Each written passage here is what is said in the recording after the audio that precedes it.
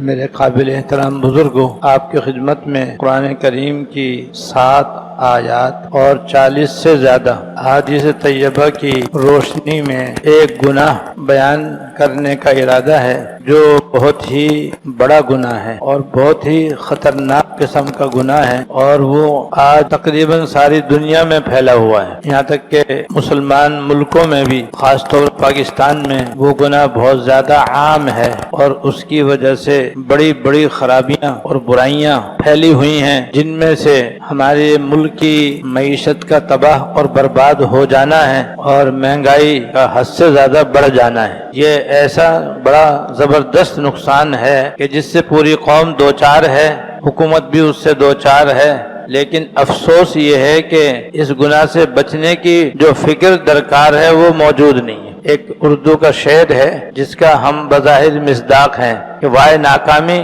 متاع کارواں جاتا رہا اور کارواں کے دل سے احساس زیاں جاتا رہا۔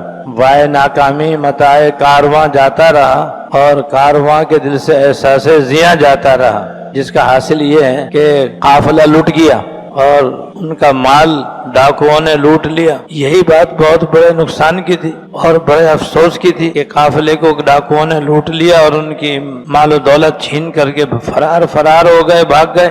لیکن اس سے بڑا افسوس کا پہلو یہ ہے کہ قافلے والے لٹ گئے اور ان کو اپنے لٹنے کا احساس بھی نہیں۔ بس یہ ہمارا موجودہ حال ہے کہ ہم اور ہماری معیشت تباہ ہو گئی، برباد ہو گئی، مہنگائی آسمان سے باتیں کر رہی ہے، لیکن نہ سرکاری حلقوں میں کوئی اس کا احساس ہے، نہ عوام کے اندر کوئی احساس ہے۔ لٹ بھی گئے، پٹ بھی گئے، تباہ بھی ہو گئے اور ہو رہے ہیں، لیکن جس وجہ سے ہو رہے ہیں اس کے دور کرنے کی توجہ نہیں ہے۔ سرکار دو عالم صلی اللہ علیہ وسلم نے فرمایا کہ الا اخبرکم بدائکم و دوائکم، سنو میں تم کو تمہاری بیماری اور اس کا علاج نہ بتلاؤں؟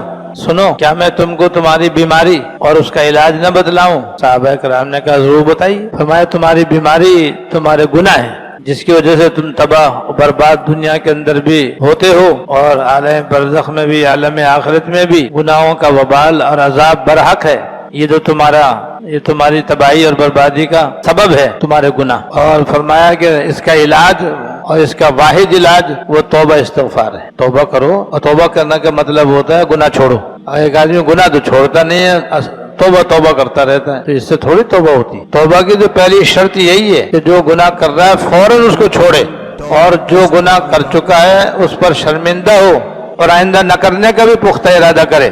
ان 3 شرطوں کا نام ہے سچی توبہ۔ اسے کہتے ہیں توبۃ النصوح، جس کا اللہ تعالیٰ نے قرآن شریف میں وعدہ کیا ہے کہ جو ہم سے اس طرح کی توبہ کرے گا ہم اس کے گناہ معاف کر دیں گے۔ لیکن یہاں تو گناہ چھوڑنے کا خیال ہی نہیں ہے، ارادہ تو دور کی بات ہے، دھڑلے کے ساتھ، ڈھٹائی کے ساتھ وہ گناہ کیا جا رہا ہے، اور وہ گناہ ہے سود لینے دینے کا گناہ، ربا کا گناہ، سود لینے دینے کا گناہ، کھانے کھلانے کا گناہ، سود کی تحریر لکھنے کا گناہ، سودی معاملے کا گواہ بننے کا گناہ۔ یہ سود کا لین دین وہ گناہ ہے کہ جس کو اللہ تعالیٰ نے قرآن شریف کی 7 آیتوں میں حرام فرمایا ہے۔ بہت کم ایسے گناہ ہوتے ہیں کہ اللہ تعالیٰ ان کو بار بار ذکر کریں اور اس کو حرام قرار دیں۔ عام طور پر 1 دفعہ، 2 دفعہ، 3 دفعہ اللہ تعالیٰ ذکر کر دیتے ہیں اور قرآن شریف میں اس سے منع کر دیتے ہیں، اس کو حرام و ناجائز بتلا دیتے ہیں۔ لیکن یہ اتنا سنگین گناہ ہے، اور سود کا لین دین کا گناہ ایسا خطرناک گناہ ہے کہ 7 آیتوں میں اللہ تعالیٰ نے اس کا ناجائز ہونا بیان فرمایا ہے۔ اور اللہ تعالیٰ نے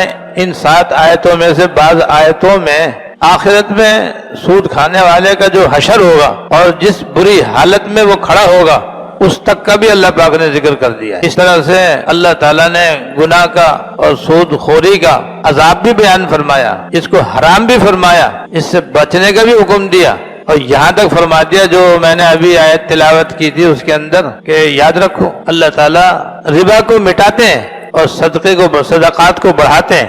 یہ بھی اللہ تعالیٰ نے واضح فرما دیا، یعنی جو سود کا معاملہ کرے گا، سود لے گا دے گا، سود کھائے گا کھلائے گا، سود کے معاملات کرے گا، تو اللہ تعالیٰ سود کو مٹاتے ہیں۔ سود کر لینے دینے والا مٹے گا اور مٹ کر رہے گا، اس کی معیشت یقیناً تباہ ہوگی، اس میں کسی شبے کی کوئی گنجائش نہیں۔ اور جو اللہ کے راستے میں صدقہ دیتا ہے اللہ تعالیٰ اس کو بڑھاتے ہیں، اس میں برکت عطا فرما. یہ بھی اللہ پاک نے صاف صاف بیان فرما اور صاف صاف فرما دیا کہ احل اللہ البیع وحرم الربا.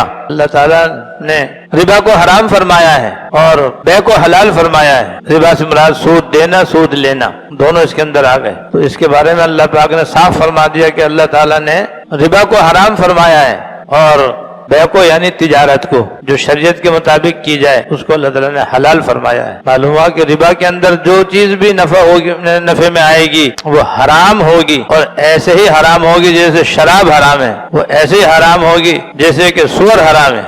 اور جائز کاروبار کے ذریعے جو آدمی نفع کمائے گا وہ حلال ہوگا. تو حلال ہونا بھی بتلا دیا اور ربا کا حرام ہونا بھی اللہ تعالیٰ نے صاف صاف قرآن شریف میں بیان کر دیا. اور اس پر جو آخرت میں ربا کھانے والے, ربا لینے والے, ربا دینے والے کو جو عذاب ہوگا وہ بھی بیان فرما دیا. اور اس سے بڑھ کر حضور صلی اللہ علیہ وسلم نے 40 سے زیادہ احادیث طیبہ کے اندر سود لینے دینے کے معاملے کے حرام ہونے کو بتلا دیا اور اس پر ہونے والے عذاب کو بتلا دیا. اور یہ سب اس لیے بتلایا تاکہ مسلمان سود کا معاملہ کرنے سے ایسے ہی بچیں جیسے شراب اور خنزیر سے بچتے ہیں, جیسے جوا اور سٹے سے بچتے ہیں, جیسے چوری اور ڈاکے سے بچتے ہیں, جیسے یہ سب گناہ کبیرہ اور حرام ہیں, ان سے بڑھ کر سود کا معاملہ کرنا حرام ہے. سوشل میڈیا پر سب سے قدیم اور سب سے ریلائبل برانڈ درسقرآن.com